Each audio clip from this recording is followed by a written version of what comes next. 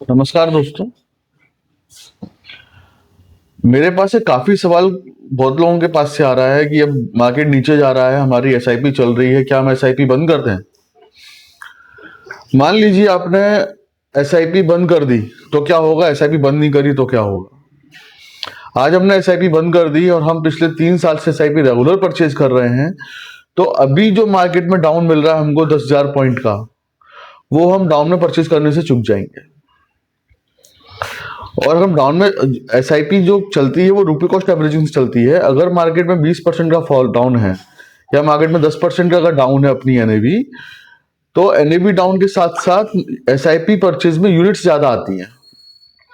जब SIP purchase में units ज्यादा आती हैं, मान लीजिए मार्केट 10% नेगेटिव है अपने हाई से, या पिछले महीने से मार्केट 10% नेगेटिव है, तो आपको जो यूनिट्स है वो 10% ज्यादा आएंगी। और जब मार्केट वापस रिवर्स लेगा तब आपकी जो ग्रोथ है, जो यूनिट सस्ते में परचेज हुई है, वो आपकी वो ज्यादा पैसा बना के देंगी।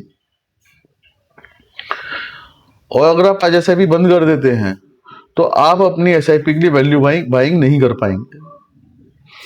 तो जो आप आज एसआईपी बंद कर रहे हैं, मैंने अपनी मंथली एसआईपी डर के कारण कि मार्केट नीचे एसआईपी बंद कर दे, पैसा डूब जाएगा, तो आप ये मान के चलिए जब हम 5 साल या 8 साल बाद बात करेंगे कि मार्केट ने इतना रिटर्न बना के दिया, तो उसमें ये वाले दिन भी काउंट करेंगे।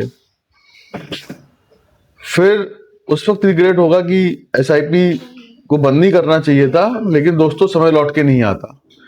समय एक ऐसा चक्र है जो अपनी चाल टाइम से चलता रहता है।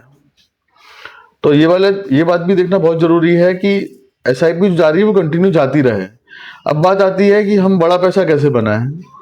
तो हम जो एसआईपी मंथली परचेज कर रहे हैं, तो उसमें थोड़ा थोड़ा टॉपअप भी कर सकते हैं। अब टॉपअप क्या होता है?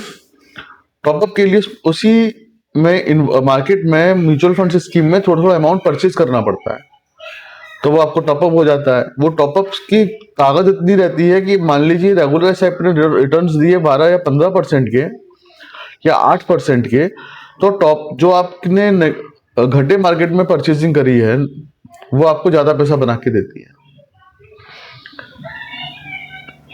अब आपको फिर भी अगर आपको कोई डाउट हो तो आप मुझे कमेंट बॉक्स में लिख सकते हैं या हमको आप मेल कर सकते हैं। Thank you.